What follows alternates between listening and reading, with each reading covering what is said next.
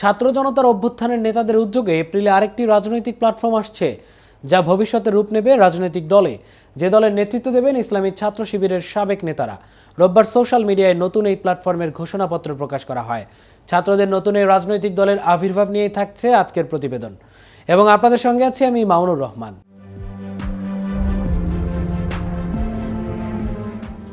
অভ্যুত্থানের ছাত্র নেতাদের নিয়ে গত সেপ্টেম্বরে গঠিত জাতীয় নাগরিক কমিটিতে ছিলেন শিবিরের সাবেক নেতারাও। এনসিপির শীর্ষ পদ নিয়ে বিরোধে তাদের একাংশ আলাদা হয়ে যায়। জুলাই গণ অভ্যুত্থানে কাঙ্ক্ষিত পরিবর্তনের দাবিতে তাদের নেতৃত্বে আরেকটি রাজনৈতিক দল আসছে। ঘোষণাপত্রে যুক্ত করা গ্রাফিতিতে দুজন তরুণী সহ 6 জনের মুখচ্ছবি রয়েছে। নারীদের একজন হিজাব পরা, অন্যজনের মাথা খোলা। তরুণদের একজন দাড়ি টুপি জোব্বা পরা, একজন আদিবাসী।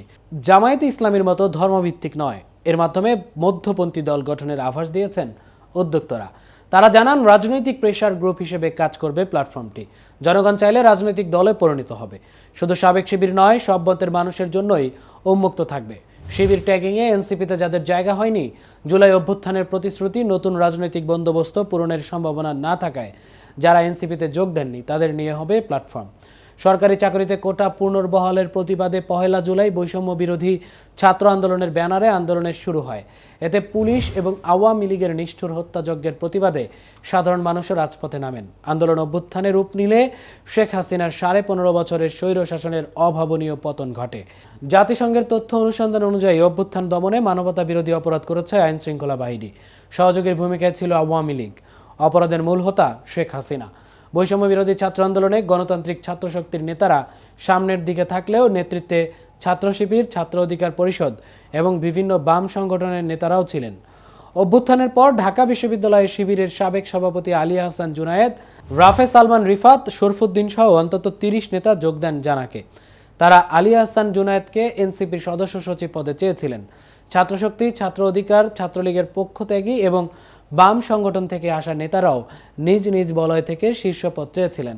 এ বিরোধে সাবেক শিবির নেতারা এনসিপিতে যোগ দেননি।